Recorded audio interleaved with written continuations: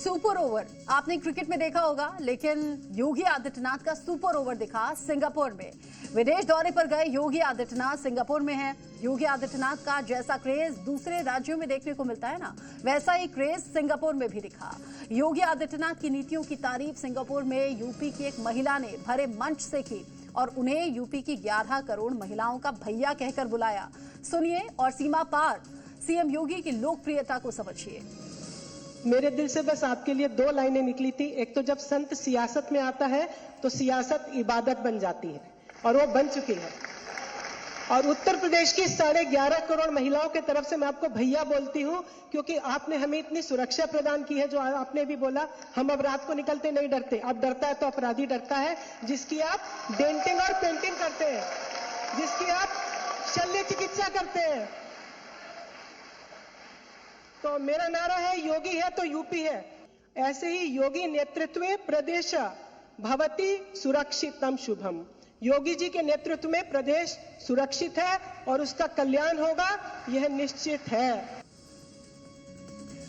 Singapore योगी में तो हुआ ही, उसका फायदा अब यूपी को भी मिलने वाला है। कैसे? योगी आदित्यनाथ ने सिंगापुर में पहले ही दिन कमाल कर दिया। क्या कमाल वो हुआ, इस रिपोर्ट को देखिए और समझिए।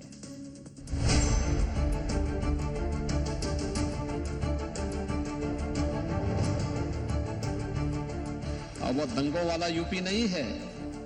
आज अयोध्या को पहचान नहीं पाएगा। विरासत और विकास का एक अद्भुत संगम वहां देखने को आपको मिलता होगा।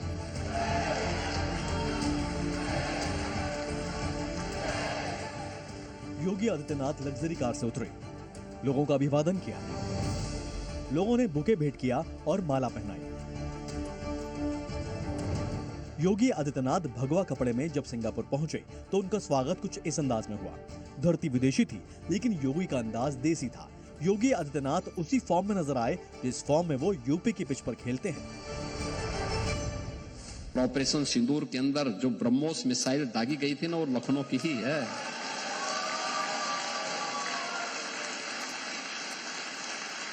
कैसे सटीक निशाना था उसका, अच्छे को कंपा दिया था। नमः पार्वती पति। सिंगापुर में भारतीय समुदाय के सामने योगी ने वही अंदाज दिखाया जो वो भारत में दिखाते हैं। अब वो दंगों वाला यूपी नहीं है। अब उत्तर प्रदेश के अंदर न कर्फ्यू है न दंगा है। अब यूपी में सब चंगा है। योगी की सिंगापुर यात्रा का मकसद है इन्वेस्टमेंट इन यूपी, और योगी आदित्यनाथ इसमें कामयाब भी हुए। योगी आदित्यनाथ ने सिंगापुर में एक एरोस्पेस सेंटर का दौरा किया। इस फैक्ट्री में उन्होंने छोटे बड़े विमानों और हेलीकॉप्टर्स को देखा। सिंगापुर दौरे के पहले ही दिन यूपी के फायदे वाले रुझान आने शुरू हो गए हैं। जयपुर एयरपोर्ट क्षेत्र में 100 एकड़ पर इंटरनेशनल टाउनशिप बनाने पर सहमति। टाउनशिप प्रोजेक्ट में 3,500 करोड़ रुपए का निवेश होगा। कानपुर लखनऊ हाईवे पर 50 एकड़ में लॉजिस्टिक पार्क बनेगा। लॉजिस्टिक पार्क में 650 करोड़ का निवेश, 7,500 नौकरियां। नोएडा ग्रेटर नोएडा में hyper scale data centre park बनेगा, जिसमें 2,500 करोड़ रुपए का निवेश होगा। उत्तर प्रदेश आज से 9 वर्ष पहले क्या था? अव्यवस्था की स्थिति थी। दंगे, असुरक्षा, अव्यवस्था, अराजकता, ये वहां की पहचान बन गई थी। विरासत और विकास का एक अद्भुत संगम वहां देखने को आपको मिलता होगा। योगी आदित्यनाथ ने सिंगापुर के प्रधानमंत्री लॉरेंस वेंग से मुलाकात की। सीएम योगी सिंगापुर की 25 टॉप कंपनियों के सीईओ से भी मुलाकात कर रहे हैं। सिंगापुर में योगी आदित्यनाथ का focus logistics, industrial park, data centre infrastructure, aviation engineering, clean energy, fintech और रियल एस्टेट सेक्टर पर है। 34 से अधिक सेक्टोरल पॉलिसीज यूपी ने वर्तमान में हमारी कार्यरत हैं। 75,000 एकड़ का लैंड बैंक यूपी के पास है। बड़े हम लोगों के पास क्लस्टर लैंड के अलग अलग स्थलों पर हम लोगों ने तैयार करके रखे हुए हैं, और वहां पर विद्युत की अनवरत सप्लाई करने के साथ ही सुरक्षा का बेहतर माहौल भी है। योगी आदित्यनाथ सिंगापुर के बाद सीधे जापान की यात्रा पर जाएंगे। ये वही श्री राम मंदिर है जो जापान के इबारकी में मौजूद है। यहाँ योगी आदित्यनाथ आने वाले हैं। इस मंदिर में जयपुर से लाई गई मूर्तियां स्थापित की गई हैं। ये मंदिर टोक्यो से 50 किलोमीटर दूर बनाया गया है। योगी आदित्यनाथ जापान की बुलेट ट्रेन में भी सफर करेंगे। ब्यूरो रिपोर्ट, जी मीडिया। और अब बात यूपी में चल रहे एक बड़े विवाद की खबर की करेंगे। ये विवाद है सीएम योगी और शंकराचार्य स्वामी अविमुक्तेश्वरानंद के बीच का, जिसने अब कानूनी विवाद का रूप ले लिया है। 21 फरवरी को कोर्ट ने पॉक्सो एक्ट में एफआईआर दर्ज करने का आदेश दिया और अब इस एफआईआर के बाद योगी को चैलेंज करने वाले संत खुद ही घिर गए हैं। योगी और शंकराचार्य के इस विवाद ने यूपी की राजनीति को गरमा दिया है। अविमुक्तेश्वरानंद पर कानून का शिकंजा कैसे कस रहा है, इस रिपोर्ट से समझिए। उनका कहना है कि उन्हें जबरदस्ती ले जाया जा रहा है। योगी से प्रमाण मांगने वाले कानूनी शिकंजे में फंसे। 40 दिन में आप अपने गौ भक्त हिंदू होने का प्रमाण दीजिए। सनातनी संत शंकराचार्य मासूम बच्चियों से अत्याचार। आप गिरफ्तार करना चाहते हो, उससे क्या बाधा है? योगी विरोध का खत्म खेल, अविमुक्तेश्वरानंद जाएंगे जेल। न्यायालय में हमारे वकीलों का जो दल है वो कानूनी जो जरूरी चीज होगी वो करेगा।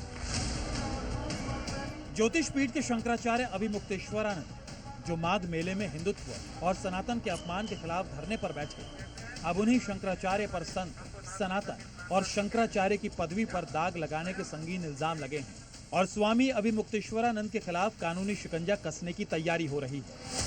प्रयागराज के स्पेशल पॉक्सो कोर्ट ने अविमुक्तेश्वरानंद और उनके शिष्यों के खिलाफ एफआईआर दर्ज करने का आदेश दिया। झूंसी पुलिस स्टेशन ने बीएनएस और पॉक्सो की धाराओं के तहत केस दर्ज किया है। अविमुक्तेश्वरानंद और उनके शिष्यों पर यौन हमला, गैंग असॉल्ट और नाबालिगों के शोषण के मामले में केस दर्ज किए गए हैं। कानूनी तौर पर पॉक्सो एक्ट के तहत दर्ज होने वाले मामले बेहद गंभीर और गैर जमानती होते हैं और एफआईआर दर्ज होने के बाद पुलिस को जांच के दौरान आरोपी को गिरफ्तार करने का भी अधिकार है। हालांकि एफआईआर और गिरफ्तारी के मुद्दे पर भी स्वामी अविमुक्तेश्वरानंद कमजोर नहीं पड़े हैं। उन्होंने ऐलान कर दिया है कि वो हर आरोप का जवाब कोर्ट में देंगे। पुलिस आएगी, स्वागत है, वो भी तो पूछेगी ही, प्रश्न ही तो पूछेगी और क्या करेगी। आप गिरफ्तार करना चाहते हो, उससे क्या बाधा है? न्यायालय में हमारे वकीलों का जो दल है वो कानूनी जो जरूरी चीज होगी वो करेगा। आपकी तरफ से वकीलों का जो पैनल है, क्या वो गठित कर दिया गया है? जी, गठित कर दिया गया है, वो अपना काम कर रहा है। आपको बता दें कि कोर्ट का आदेश शाकुंभरी पीठाधीश्वर आशुतोष ब्रह्मचारी की कोर्ट में अर्जी पर आया। आशुतोष ब्रह्मचारी महाराज ने कोर्ट में 2 बच्चों को पेश करके यौन शोषण के आरोप लगाए थे, जिसमें कोर्ट में कैमरे के सामने बच्चों के बयान दर्ज हुए थे। साथ ही प्रयागराज पुलिस कमिश्नर की जांच रिपोर्ट को भी आधार बनाते हुए कोर्ट ने केस दर्ज करने का आदेश दिया। आशुतोष ब्रह्मचारी का कहना है कि उन्होंने घटनाओं से जुड़ी सीडी भी अदालत में सौंपी है और पूरा मामला इसी माघ मेले के दौरान का बताया जा रहा है। कोर्ट ने न्याय दिया है, उन नाबालिग बच्चों को न्याय मिला है जिनके साथ कुकर्म हुआ है, जिनके साथ लैंगिक अपराध अभिमुक्तेश्वरानंद और मुकुंदानंद दोनों ने किया है, उनके खिलाफ एफआईआर दर्ज करने के आदेश हुआ है। हालांकि कोर्ट के फैसले के बाद शंकराचार्य ने दावा करते हुए ऐलान किया कि यौन शोषण का केस फर्जी साबित होगा। अविमुक्तेश्वरानंद ने शिकायत करने वाले आशुतोष महाराज पर हिस्ट्री शीटर होने का आरोप भी लगाया है। जो व्यक्ति आया है वो कहता है मैं कृष्ण जन्मभूमि की रक्षा करने के लिए लड़ने वाला व्यक्ति हूँ। आशुतोष ब्रह्मचारी मेरा नाम है, हिस्ट्री शीट है। तो वो जो हिस्ट्री शीटर है, जो जाने कितने लोगों को मुकदमे फर्जी फंसा करके और उनसे उगाही कर चुका है, वो व्यक्ति जटा लगा करके सन्यासी साधु बन जाता है। माघ मेले में स्नान को लेकर शुरू हुए विवाद में पहले यूपी पुलिस की एंट्री और फिर शंकराचार्य की तरफ से योगी को हिंदू साबित करने के चैलेंज ने प्रदेश की सियासत को भी गरमा दिया है। और अब अविमुक्तेश्वरानंद पर शुरू हुई कानूनी कार्रवाई ने विपक्ष को योगी पर हमले का मौका दे दिया है। महाभारत के बारे में और कर्ण के बारे में जो बातें रखते हैं, रश्मि रथी का जो प्रसंग शायद पहला प्रसंग है, उसमें किसके लिए क्या प्रसंग है वो ही नहीं पता हमारे योगी जी को। और सर्टिफिकेट मांग रहे शंकराचार्य जी का, खुद का सर्टिफिकेट नहीं है। ये सरकार स्वामी अविमुक्तेश्वरानंद जी का और उनके जो शिष्य हैं उनको ये सरकार गलत तरीके से फंसा रही है, गलत मुकदमे करा रही है और इसकी जितनी निंदा की जाए कम है। ये पूरे सनातन का अपमान है, पूरे देशवासियों का अपमान है। माघ मेले में हुए विवाद के बाद से ज्योतिष पीठ के शंकराचार्य जिस सिस्टम को टारगेट कर रहे थे, अब उसी सिस्टम का कानूनी हंटर अभिमुक्तेश्वरानंद पर चला है। हालांकि अभिमुक्तेश्वरानंद के तेवर बरकरार हैं और वो इस चुनौती से टकराने को भी तैयार दिख रहे हैं। वाराणसी से जयपाल के साथ ब्यूरो रिपोर्ट, जी मीडिया। देश की सबसे पुरानी पार्टी है कांग्रेस, लेकिन सत्ता से दूर कांग्रेस के नेता विरोध के लिए किसी भी हद तक जाने के लिए नजर आते हैं। यानी वो किसी भी हद तक जाने के लिए तैयार रहते हैं। पिछले दिनों यूथ कांग्रेस के कार्यकर्ताओं ने एआई समिट में विरोध के नाम पर देश को बदनाम किया, वहां टी शर्ट उतार कर प्रदर्शन किया और अब कांग्रेस के सीनियर लीडर दिग्विजय सिंह ने ऐसा बयान दिया है जिसने कांग्रेस की हिंदू विरोधी मानसिकता पर घमासान छेड़ दिया है। ये रिपोर्ट देखिए और खबर समझिए।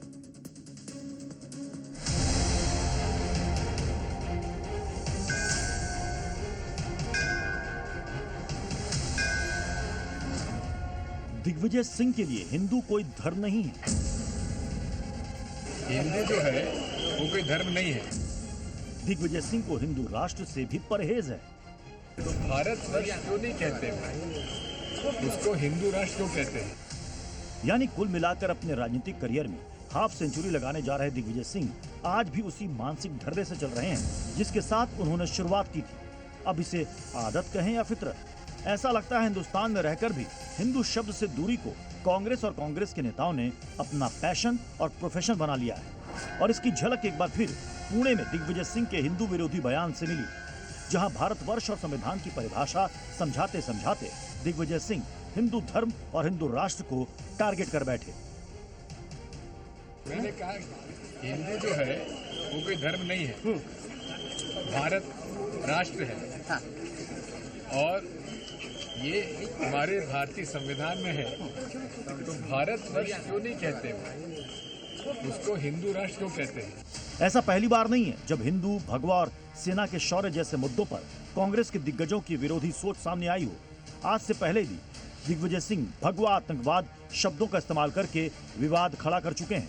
कांग्रेस शासनकाल में हिंदू आतंकवाद जैसे शब्दों ने भी बखेड़ा खड़ा किया था। इतना ही नहीं, कांग्रेस उरी में हुए सर्जिकल स्ट्राइक का सबूत भी मांग चुकी है और कांग्रेस के नेता भारत माता की जय नारे पर भी आपत्ति दर्ज करा चुके हैं। इस बार भी दिग्विजय सिंह के बयान से हिंदू संत भड़के हुए हैं। मैं पूछना चाहता हूं माननीय दिग्विजय सिंह जी कि इस प्रकार की मानसिकता कहां से आती है आपके पास? शासन सत्ता सरकार चली गई, अभी भी अहंकार वही है। वहीं हिंदू धर्म और हिंदू राष्ट्र के विरोध में दिग्विजय सिंह के इस बयान से हिंदू वर्ग नाराज है तो मुस्लिम समाज के लोग वाह-वाह कर रहे हैं। दिग्विजय सिंह की इस बयान की मैं निंदा करता हूं। पीड़ा है तो वो पाकिस्तान चले जाएं। मैं उनकी इस बात की निंदा करता हूं और ये कहना चाहता हूं कि सिर्फ दिग्विजय सिंह जी के बयान को इतनी गंभीरता से उनकी पार्टी के लोग ही नहीं लेते हैं। हिंदुस्तान का कोई मजहब नहीं, भारत का कोई मजहब नहीं। हाँ, ये बात का मैं उनकी समर्थन करता हूँ कि इसको भारतवर्ष ही कहना चाहिए। सही कहा, हिंदू कोई धर्म ही नहीं, धर्म ही सनातन है। हिंदू कुश और हिंदुस्तान जैसे शब्दों के साथ सदियों से भारतवर्ष की पहचान होती रही है, लेकिन सियासी रथ से पैदल आ चुकी कांग्रेस आज भी तुष्टीकरण के जरिए अपनी राजनीति को धार देने की कोशिश में है। ब्यूरो रिपोर्ट, जी media. CM Yogi Adityanath UP के विकास के लिए एड़ी चोटी का जोर लगाए हुए हैं, लेकिन उनके विरोधी जाति और धर्म के नाम पर घेराबंदी करने के लिए कोई ना कोई पैंतरा आजमाते ही रहते हैं। सीएम योगी के विदेश पहुंचते ही भाईजान ने क्लेश का बहाना ढूंढ लिया। लखनऊ यूनिवर्सिटी कैंपस में बनी हुई बारादरी को विश्वविद्यालय प्रशासन ने रेनोवेशन के लिए बंद किया तो भाईजान ने बवाल काट दिया। बारादरी में ही नमाज पढ़ने की जिद लेकर वहां धरना प्रदर्शन शुरू कर दिया। माहौल खराब करने के लिए पूरा इंतजाम कर दिया। ये रिपोर्ट देखिए और पूरे मामले को समझिए।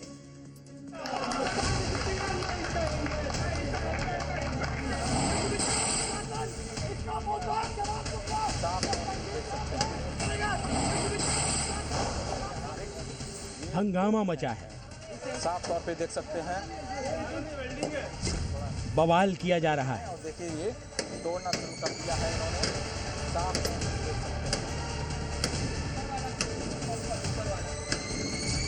गदर काटा जा रहा है। देखिए यहाँ पर आप गिराने लगे हैं। ये गिराने लगे हैं।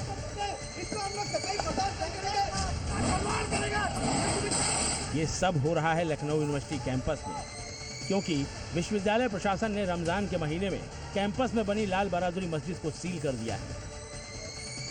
जिन दरवाजों से नमाजी छात्र मस्जिद के भीतर नमाज पढ़ने जाते थे, उन्हें वेल्ड कर ताला जड़ दिया गया है।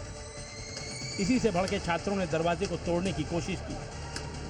ये आप रस्सी जो है वो देख सकते हैं कि यहाँ पर ये रस्सियाँ जो हैं वो रखी गई थीं ताकि जो है इस दरवाजे को तोड़ा जा सके। इस दरवाजे को तोड़ने की पूरी कोशिश की गई है। आप तस्वीरें देख सकते हैं कि ये जो ताला लगा है, इस ताले के ठीक ऊपर ये यहाँ पर अगर आप देखेंगे तो ये देखिए रेती से जो है इसको काटने की कोशिश की गई। चूँकि यहाँ पर जो है ये ताला लगाया गया था, ये आप देख सकते हैं कि बाकायदा ये जो है इसको वेल्डिंग करके जो ताला यहाँ पर बांधा गया था, उसके बाद ये रेती से जो है इसको काटने की इस दरवाजे को कोशिश की गई। दावा है कि लाल बहादुरी का इतिहास 200 साल पुराना है। यहाँ जमाने से नमाज होती आ रही है। ऐसे में मस्जिद सील किए जाने से मुस्लिम छात्र आक्रोशित हैं। समाजवादी छात्र सभा, NSUI और लेफ्ट विंग के छात्र मुस्लिम छात्रों के समर्थन में उतर गए हैं। ये गिराने लगे हैं। इसको हम लोग कतई बर्दाश्त नहीं करेंगे और ये लाल बहादुरी ऐतिहासिक बिल्डिंग है, कतई हम बर्दाश्त नहीं करेंगे। हमारे पूर्वजों के इतिहास को मिटाया जाएगा। मस्जिद बंद हुई तो मुस्लिम छात्रों ने कैंपस में ही नमाज पढ़ी। इस दौरान NSUI के छात्र उनकी सुरक्षा के लिए मानव श्रृंखला बनाकर खड़े नजर आए। यही नहीं, मुस्लिम छात्रों ने रोजा भी कैंपस में ही खोला। अब मस्जिद खोलने की मांग को लेकर छात्र धरने पर बैठ गए हैं। प्रदर्शनकारी छात्रों का कहना है कि बिना जानकारी दिए ही मस्जिद सील कर दी गई। नमाज का वैकल्पिक इंतजाम किए बिना ही बैरिकेडिंग कर दी गई। ये गलत है। भाई आपने नोटिस दी, कुछ नहीं दिया, डायरेक्ट आपने बैरिकेडिंग लगा दी। एक बार मुस्लिम समाज से आपको बात तो करनी चाहिए थी, अपनी बात रखते फिर वो लोग अपनी बात करते, लेकिन यहाँ कोई सुनने लायक नहीं, सब तानाशाही चल रही। सवाल ये कि आखिर विश्वविद्यालय प्रशासन को मस्जिद सील करने की जरूरत क्यों आन पड़ी? दरअसल मस्जिद का भवन जर्जर हो चुका है, दीवारें जीर्ण शीर्ण हो चुकी हैं, कभी भी गिर सकती हैं। विश्वविद्यालय प्रशासन का दावा है कि भवन की मरम्मत के लिए ही मस्जिद में आवाजाही को रोका गया है और रेनोवेशन का काम किया जा रहा है। हम इस वक्त लखनऊ विश्वविद्यालय में ही मौजूद हैं और ये वो लाल बहादुरी है। आप तस्वीरें देख सकते हैं कि इस बिल्डिंग को फिलहाल लखनऊ विश्वविद्यालय जो है वो दोबारा से रिनोवेट करा रहा था। इसके लिए बाकायदा आप सामने की तरफ देख सकते हैं कि ये जो है बाकायदा एक पोस्टर भी लगाया गया जिसमें लिखा गया है कि ये भवन क्षतिग्रस्त एवं असुरक्षित है, भवन में प्रवेश एवं अन्य गतिविधियां प्रतिबंधित है। आज्ञा से कुल सचिव, ये फिलहाल यहाँ पर नोटिस लगा दी गई थी। लाल बहादुरी ASI संरक्षित स्थल है, इसलिए बिना उसकी मंजूरी के यहाँ कोई कंस्ट्रक्शन नहीं किया जा सकता। आरोप है कि यूनिवर्सिटी प्रशासन इस स्थल पर धर्म विशेष के लोगों की एंट्री रोकने की साजिश कर रहा है। प्रशासन इस वजह से ये कदम उठा रहा है कि ये जर्जर हालत में, जैसे आप भी देख रहे हैं, और इसमें दिक्कत हो सकती है पढ़ने में, लेकिन उस चीज़ के लिए नोटिस पहले देना चाहिए, लोगों को बताना चाहिए। वो चीज़ प्रशासन ने नहीं की है। जो चीज़ दशकों से चली आ रही थी उसको इस तरह से अचानक से बंद कर देना कोई अच्छी बात नहीं है। 27 में इसका जवाब बेशक मिलेगा। किसी एक धर्म के विरोध में सरकार नहीं जानी चाहिए। सरकार संविधान से चलनी चाहिए। संविधान में सबको अधिकार है, हर धर्म का अधिकार है, और ये बहुत गलत किया है। ये मामला अब हिंदू मुस्लिम का रंग लेता भी नजर आने लगा है। समाजवादी छात्र सभा, NSUI और लेफ्ट विंग के छात्र जहां मस्जिद खोलने की मांग को लेकर मुस्लिम छात्रों के समर्थन में आ गए हैं, तो वहीं ABVP विरोध में खड़ी हो गई है। मुस्लिम छात्रों ने जहां कैंपस में नमाज पढ़ी और इफ्तार किया, तो वहीं ABVP के छात्रों ने हनुमान चालीसा का पाठ किया। ABVP के छात्र विश्वविद्यालय प्रशासन की कार्रवाई को सही ठहरा रहे हैं। यहाँ मस्जिद थोड़े न थी, ये कोई मस्जिद नहीं, ये बरादरी है, ये बरादरी है, और ये कोई मस्जिद नहीं। यहाँ नमाज नहीं पढ़ी जाएगी। विश्वविद्यालय शिक्षा का मंदिर है और शिक्षा के मंदिर में इस तरीके की राजनीति करना एक कैंसर का काम करेगा। अगर ये सुधरते हैं तो सुधरते हैं, वरना लखनऊ विश्वविद्यालय का छात्र इनको खदेड़ने का काम करेगा।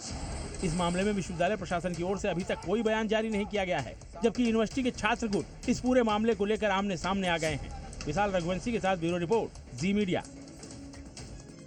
उधर मध्य प्रदेश में वक्फ के नाम पर भाईजान ने फिर बड़ा खेल कर दिया है, जिसे सुनकर आपके होश उड़ जाएंगे। हिंदुओं का धर्मांतरण कराते कराते भाईजान ने अब जमीन का ही धर्मांतरण करा दिया, और वो भी पूरे 77 करोड़ रुपए की जमीन का। सवाल यह है कि अब जमीन का धर्मांतरण कैसे हो सकता है? तो हमारी इस रिपोर्ट को देखिए और इस पूरे मामले को समझिए।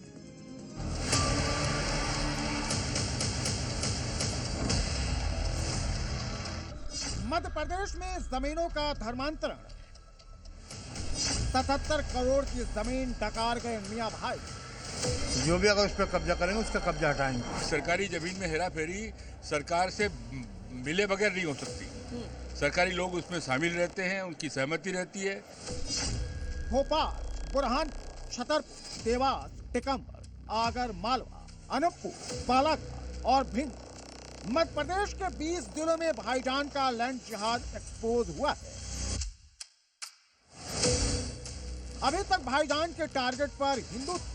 भाईजान हिंदुओं का धर्मांतरण करते थे, लेकिन इस बार मियां भाई ने सरकारी जमीनों का ही धर्मांतरण करा दिया है। जी हाँ, सरकारी जमीनों का, और वो भी पूरे 33।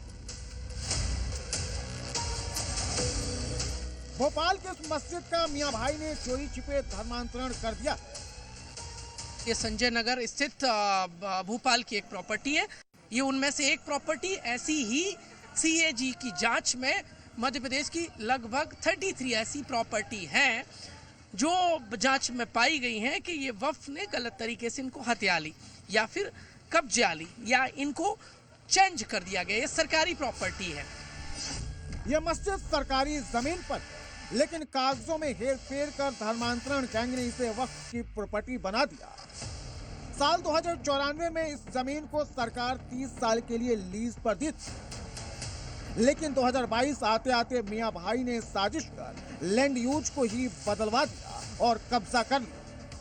CAG की जांच रिपोर्ट में ये भी माना गया है कि लीज दी हुई जमीन किसी की नहीं हो सकती, वो उसको वक्फ नहीं कर सकता है, लेकिन इस पर मस्जिद खड़ी हुई थी, लिहाजा ये वक्फ में साल 2022 में इंदराज कर दी गई।